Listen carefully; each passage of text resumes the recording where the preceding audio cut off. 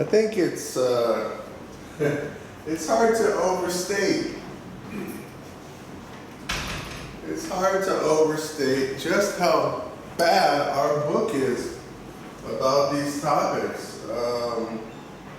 It looks to me like it's really just slapped together, copy and paste. In the book, you know, there's sections that don't link together. They don't really have any, there's no flow to it. It doesn't have a subheading for anything. So, it's, okay, so last time we talked about the, you know, we have, of course, the easiest part is perhaps to understand is the holidays and the you know, the actual national behavior, you know, the national elements and community and religion of the society. That's probably the easiest. The behavior and the values are, of course, linked together in very, you know, dynamic and complex ways. There are some things we can call just etiquette, and there are some things that we can call just values, but a lot of it mixes together, and a lot of it is, you know, it can be used to play with, you know, in a humor, playful way as well. It doesn't have to be so strict and serious all the time, depending on the culture. I really like this video. This guy is Dutch.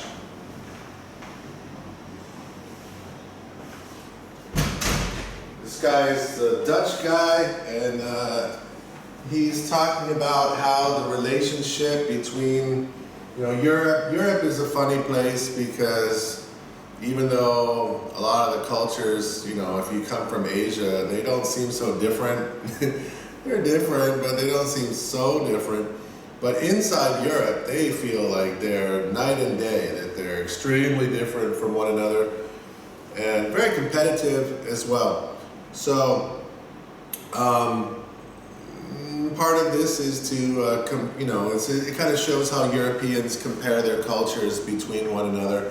There's also a very good example at the end between two companies and how they might misunderstand each other because of communications style and because of the expectations of how people answer questions. So it's pretty cool. I might stop it a few times, but I like it.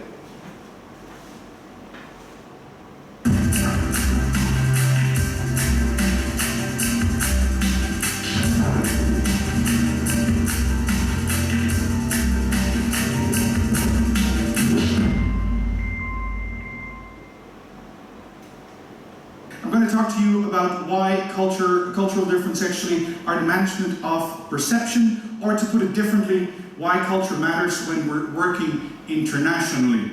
First, a bit of an introduction about myself. Who am I? As you can see, my name is Chris, my last name is Smit, my nationality is Dutch, and as they say, if you ain't Dutch, you ain't much. Or to put it somewhat different is, as a finishing touch, God created the Dutch. I know one more, which is more along the lines of more in reality, and that is the gods created the universe and the earth, and the Dutch created Holland. Maybe that's somewhat closer to the truth because 2/3 of the country is actually below sea level. Now, if the country is below sea level, and where do I live? I live, of course, in a windmill like all the Dutch do. Where's my windmill located? It is below sea level. Like I said, 2/3 of the country is below sea level. And what do I normally wear? My wooden shoes and the traditional Dutch dress. But being in front of a significant civilized crowd, I decided to wear something different. Stereotypes, right? Every country has some stereotypes. Now, you can look at this introduction and ask yourself, what's the point? I'll tell you what the point was with this sort of introduction.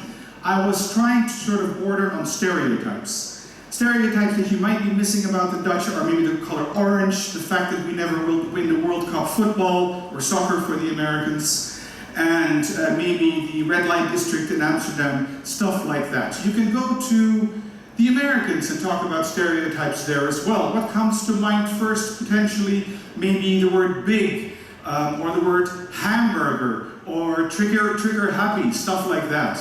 Then you could go back to Europe and talk about the Italian stereotypes, or stereotypes about the Italians. What comes to mind? Maybe the word mafia comes to mind, mamma mia, the hand gestures that the Italians are so fond of, stuff like that.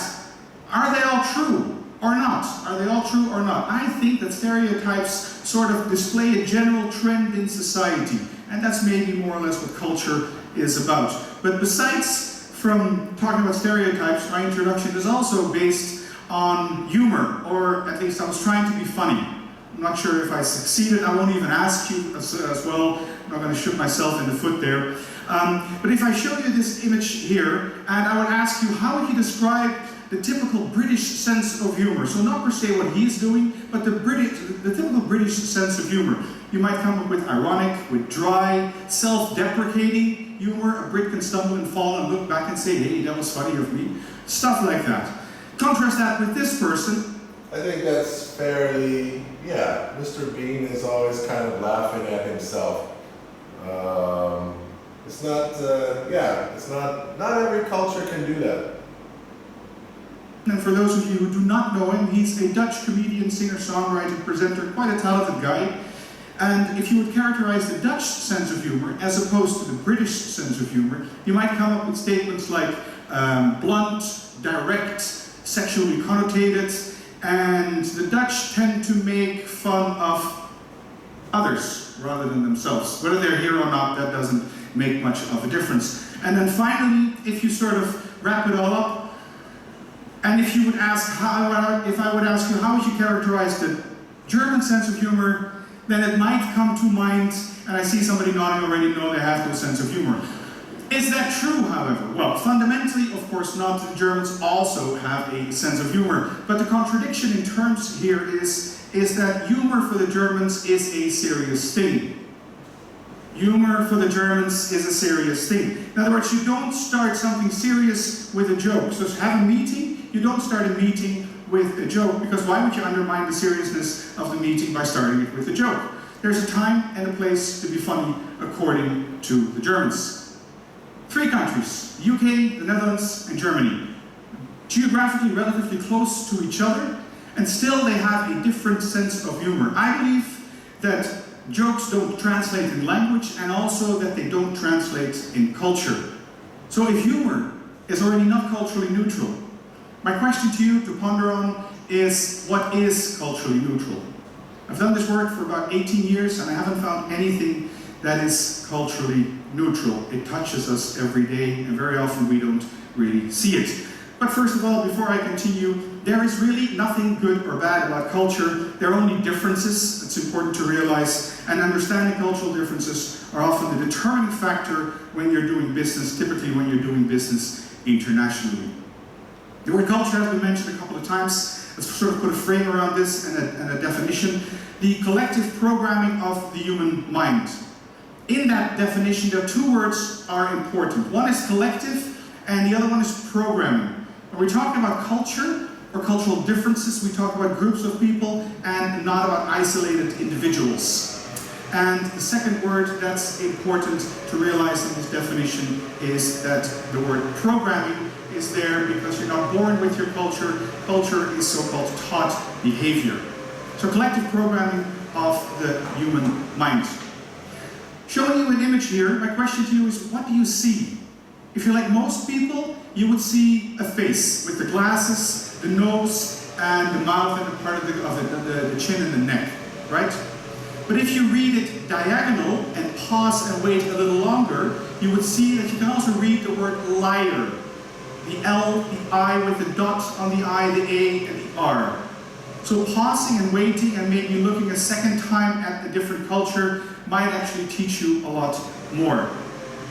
As I said, culture is about the management of perception. If you read the following quote, it's important for a manager to know the exact answers to most of the questions that his subordinates may raise about their work. I give you 2 countries. Yeah, just to follow up on his point, I know that sometimes I get a complicated email or text message, and my first reaction is I often read it the way I want to read it, and then when I read it a couple hours later, I see that it's usually not quite as strong or as dramatic as the first time when I read it. It's almost every time that it's like that. Now it gets into management. So here we're looking at, well, the question that they give is it important for a manager to know the exact answers to most of the questions that his staff, that's what subordinate means, may ask about their work? And I think that's interesting from a teacher's perspective too. Do I have every answer to every question that my students ask me? This is a cultural question. So if 85% of the time I have the answer, 90%, and then 10% I say, wow, that's a good question. I need to find out about that, or I need to research that, or I'm not really sure. Is that affecting the credibility of the teacher to admit that they need to find out more information about something? In some cultures, the teacher would just lie and make up a story and not admit that they didn't know that, and continue as if they still know everything. And I don't know, I feel that's kind of a dangerous position for a teacher to be in, to have this idea that they know everything. So that's the question that he's talking about here. So does your boss have to know everything? Is there a time where you can still trust them even if they need to do research on something? So that's the question. And they're comparing the US and the French in this case. One of them is 53%. The American would be saying, no, they don't really need to know everything and every minute about every small detail. They can find out about it, whereas the French want them to know everything. As I said, culture is about the management of perception. If you read the following quote, it's important for a manager to know the exact answers to most of the questions that his subordinates may raise about their work. I give you 2 countries and 2 percentages, the United States and France. Match up the countries to the percentages. All right, the answer is 80% for the United States and 53% for France. What this means is that if an American worker, if you want, goes to his manager, asks him a question to which he doesn't know the answer, the American worker is quite okay with an I don't know. While in a country like France, for instance, the answer I don't know from management doesn't give him a lot of credibility. So the expectation of a French manager is that he or she is much more knowledgeable about the content or stuff that he's actually managing. To explain this, we need 2 cultural dimensions from Professor Geert Hofstede's model of culture, one being power distance or hierarchy, and the other one being uncertainty avoidance. Let's start with the first one. Dealing with hierarchy. You could argue that all societies are unequal, but some are more unequal than others, or to put it differently, all animals are created equally, but some are more equal than others. I've given you here a list of countries, the Netherlands, Belgium, the UK, Norway, and China. Quickly make up. Hierarchy means like how much respect people have, or how much they limit the way they communicate based on the power dynamics of position. So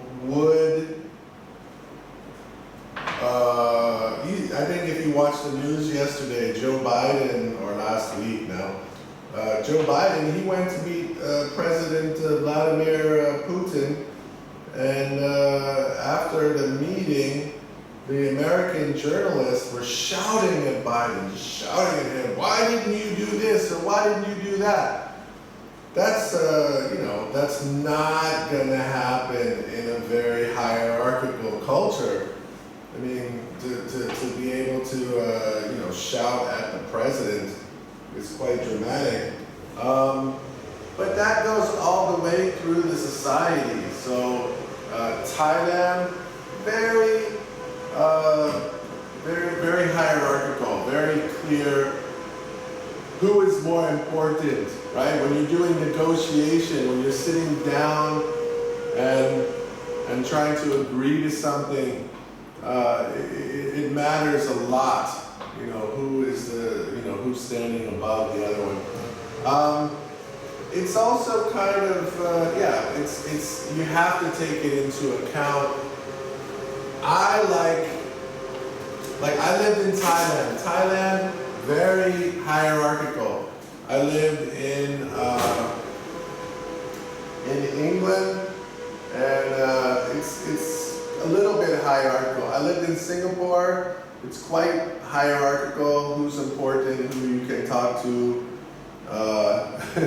Even basic things like asking someone for help or change, or a cigarette on the street is like a massive power comparison. Some places like New York, even though there's big inequalities in income, people talk to each other in New York at a very eye-to-eye kind of level. And I think that's true in Vietnam as well. I don't think people are obsessed with the hierarchy and who's on what level. I mean, of course it matters in terms of high levels of government, and there's some hierarchy for sure. But I think in the day-to-day interactions of average people, it's not really that high. I feel like people are not looking down or up at me when we talk. It may be true or maybe not. But that's what this is about. Make up in your mind which country you actually think scores highest, or in which country would actually score lowest. The answer: highest. Which one scores highest? Let it jump out at you. Would people say China? To that question is, you might be right about China, you might have guessed maybe the Netherlands being the lowest one, but in this case it is Norway. Quick word about these numbers is that anything more than 10 points difference is something that you would experience internally when you would go to that specific country. So we're going to talk about this. This is what we're leading up to, which is the cultural comparisons of the Hofstede model. I love doing it in class, but we can't. So, so that's what he's talking about. And so there are scales of different kinds of cultural comparisons that go from 0 to 100.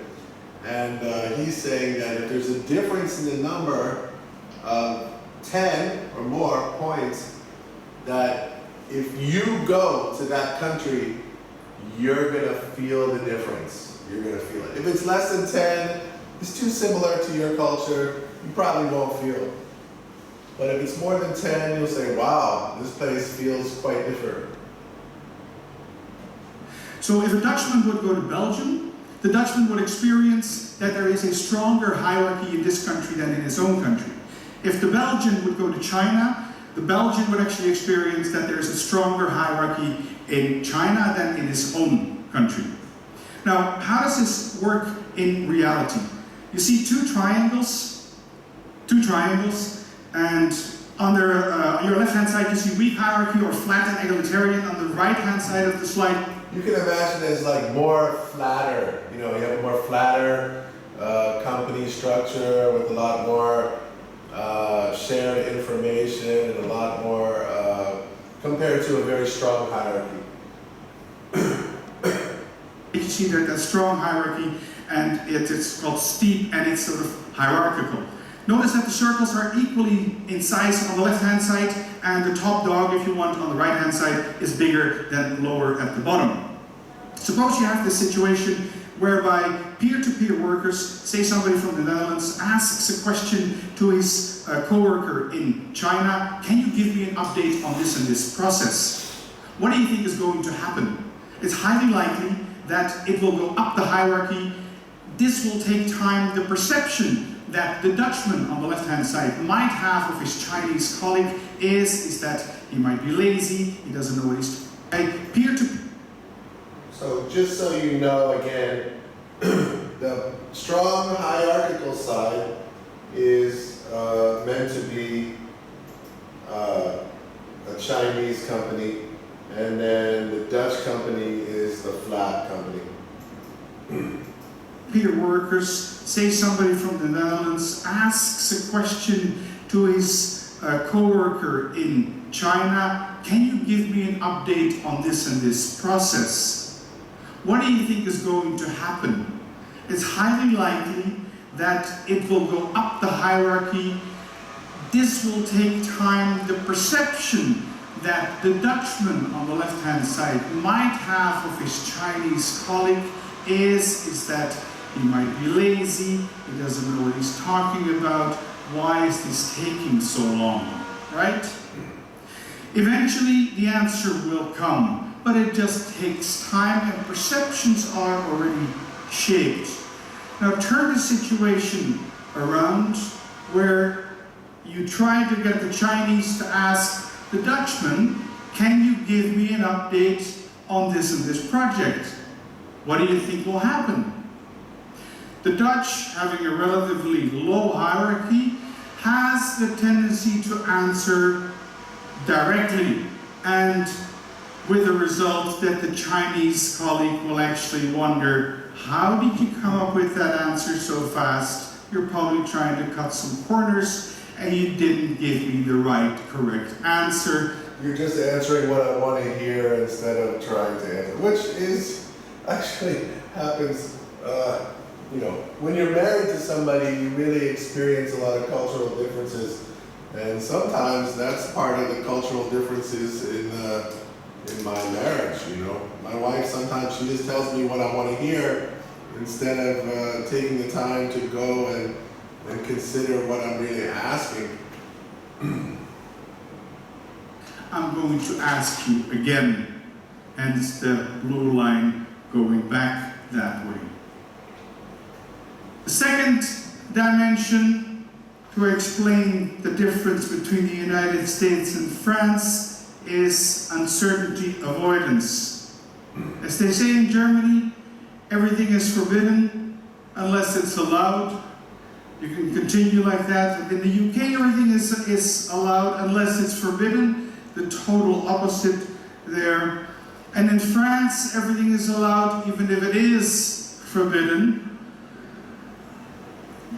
And mind you, there is a fourth one as well, which is the Dutch version. In the Netherlands, everything is tolerated even if it is forbidden.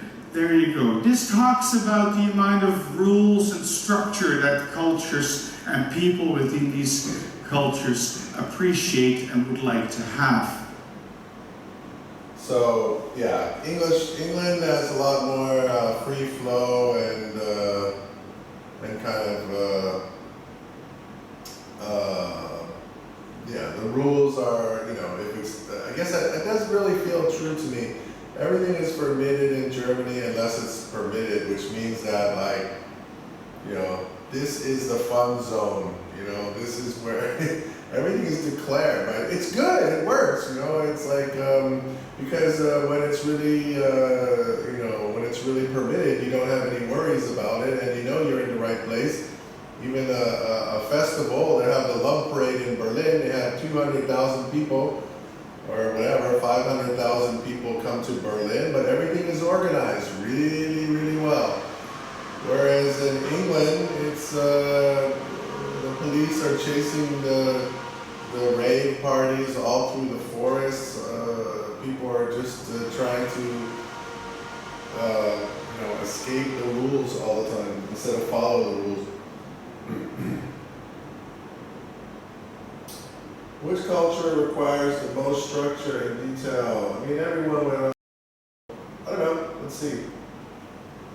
Again, which countries on this list, the Netherlands, Uruguay, Belgium, the UK, and Germany, do you think needs them or has or needs the most structure and detail? And which country do you think has the least amount of structure and detail?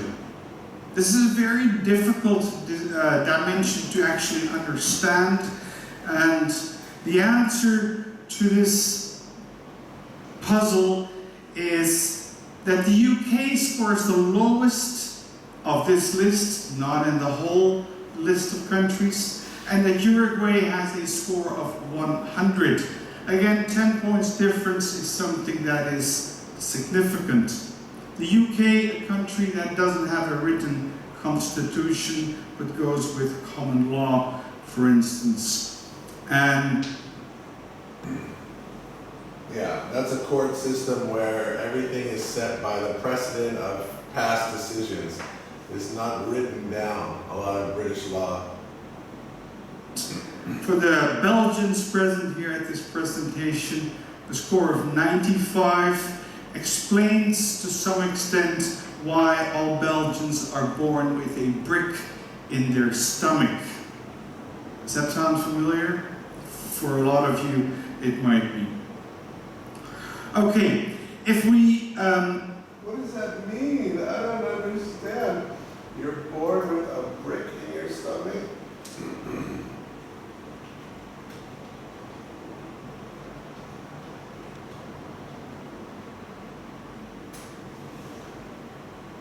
Every Belgian is born with a brick in the stomach. What does it mean? It means that owning your own home is high upon the list of lifetime goals. Means that they're conservative. I think it means they're very conservative. That's how I'm understanding it. Balto. They're very balto. sort of put that in a graph and in a practical example. What does that mean? When we look at project management and doing business, different cultures deal with different score of 95, it might be. This is, okay, so this idea here, project management is what we dealt with last year when we talked about the matrix style of business, organizational structure. So in a project management style, the project is developing over time. So on the bottom of this graph is time, and then how you complete. So on this, when we look at it, it's going to be, this is time. Up here is a completed project, right? So this is percentage complete, level of completion, and this is time. And then what happens in the graph is how decisions are made in that project. So he'll show the German one, for example. And so the German one starts here, and the progress is very slow over time, and then shoots up. So it means there's a lot of planning, a ton of planning, and then once the planning's finished, the project actually goes quite quickly. So that's what they mean. So what kind of level of planning and decision making and stopping and starting inside the project is what you should expect from different cultures. And then you can think about Vietnam in comparison.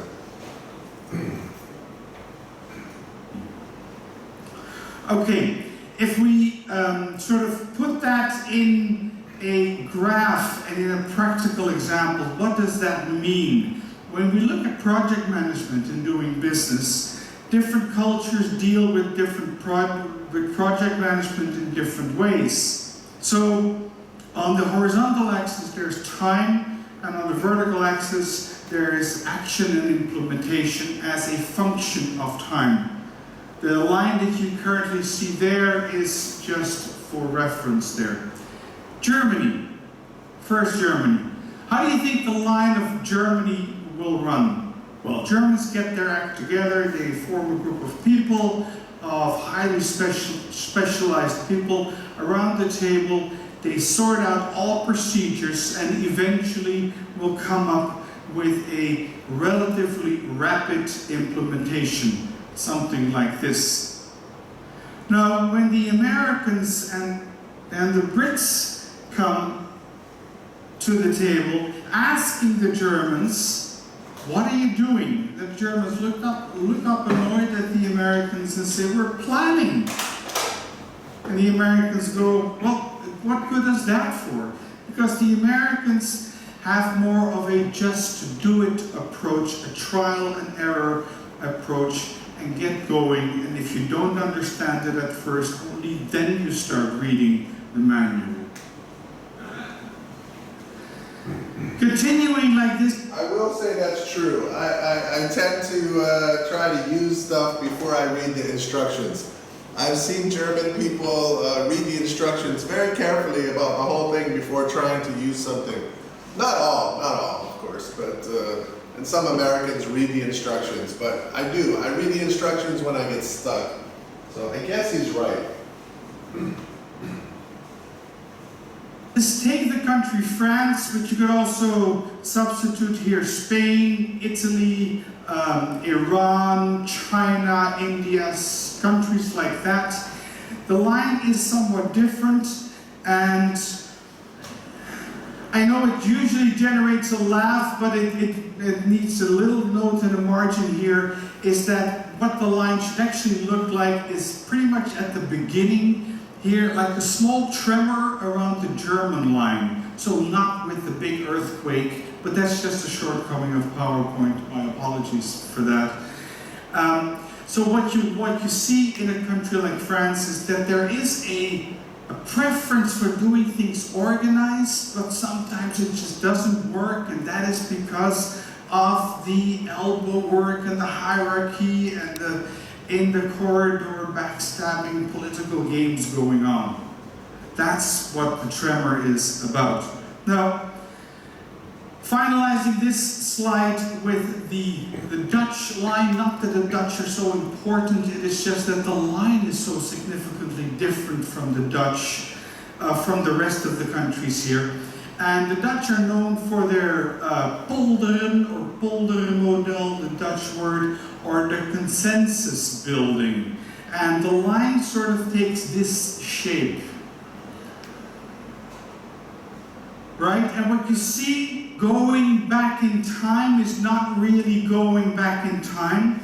It is more that it is doing project management with growing insights. So what we have decided yesterday could change today because of new gained information again. All right, wrapping it up, this presentation with a quote from Carl Jung is that everything that irritates us about others can actually lead us to a better understanding of ourselves. Thank you.